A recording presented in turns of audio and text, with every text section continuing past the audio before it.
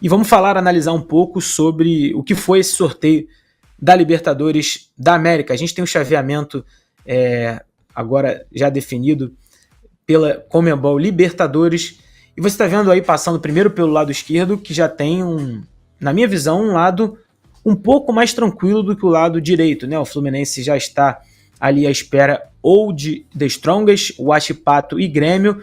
Lembrando que o Huachipato e Grêmio jogam agora às 9 horas da noite, e a gente já pode ter uma definição do adversário do Tricolor, e esses jogos não foram disputados em função das chuvas que rolaram no Rio Grande do Sul, mas esse lado esquerdo me parece um pouco mais tranquilo, acessível, mas mesmo assim não é nem um pouco fácil. O Fluminense enfrentar, por exemplo, o The Strongest ou o Grêmio, ou o Huachipato e passar, pode enfrentar um Atlético Mineiro nas quartas, e aí passando, a teoria da outra chave é que o River Plate faça semifinal, e aí seria um Fluminense e River. Não é um lado fácil.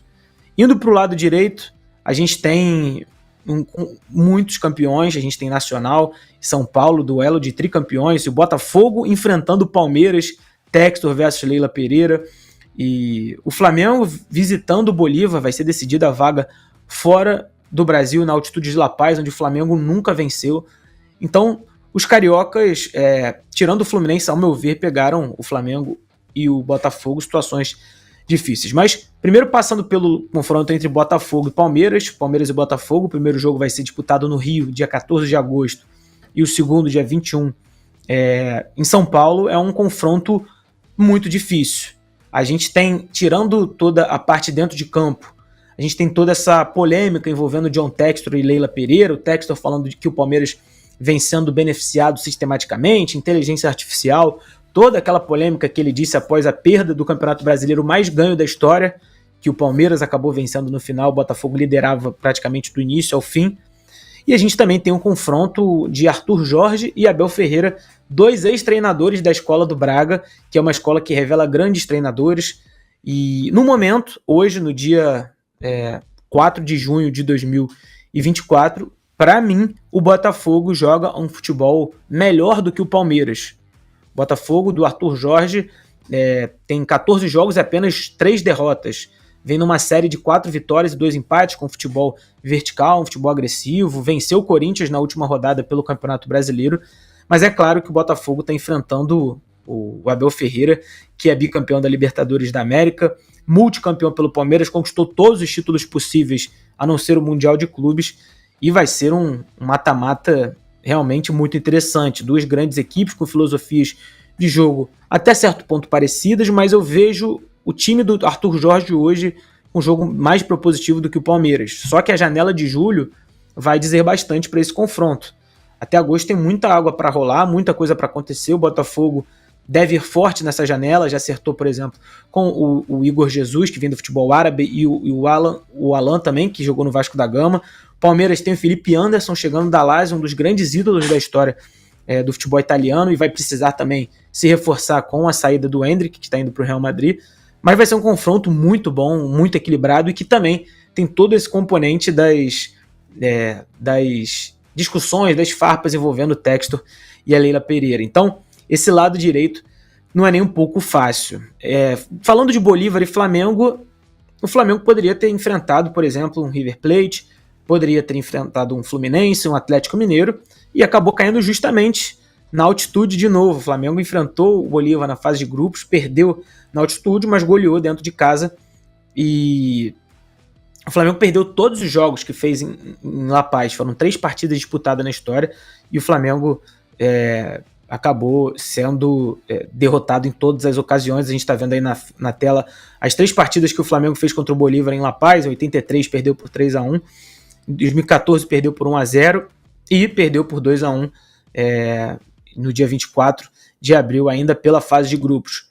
Mas eu entendo que, mesmo com a questão da altitude, sendo o mesmo adversário da fase de grupos, é uma equipe que até certo grau não é tão ruim assim como costumam ser as equipes bolivianas. O Flamengo tem tudo para no primeiro jogo fazer o seu resultado. Não vai fazer um 6-1, ao meu ver, como fez contra o Vasco da Gama, mas pode, por que não, repetir uma goleada contra o Bolívar, vencer por 4-0, 3-0, 5-0 e tentar encaminhar essa classificação.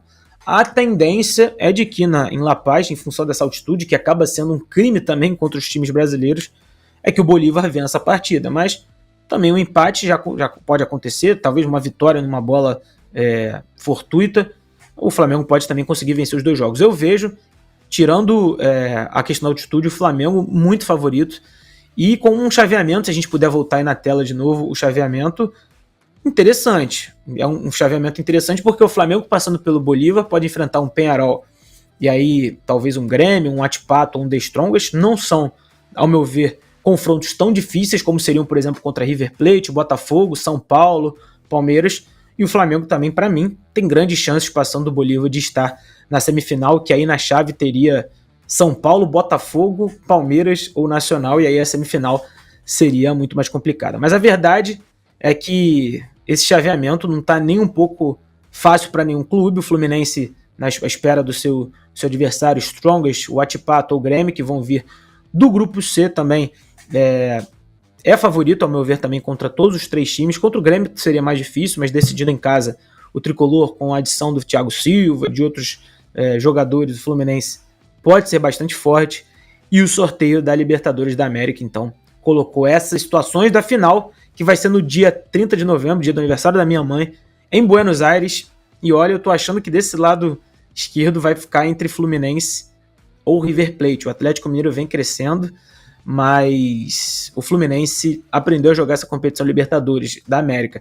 É verdade que contra o Juventude, no Campeonato Brasileiro, o Fluminense teve um empate que foi muito ruim em termos de pontuação, mas a Libertadores da América é um outro campeonato, e quem sabe o Tricolor não consiga mais uma final, e aí seria em Buenos Aires. Mas quero saber até de vocês aqui nos comentários, o pessoal que depois estiver assistindo, quem para você é favorito para conquistar a Libertadores da América? Meu palpite fica entre River, Botafogo e Flamengo. Eu fiquei entre esses 3 aí desde o início, e seria muito interessante.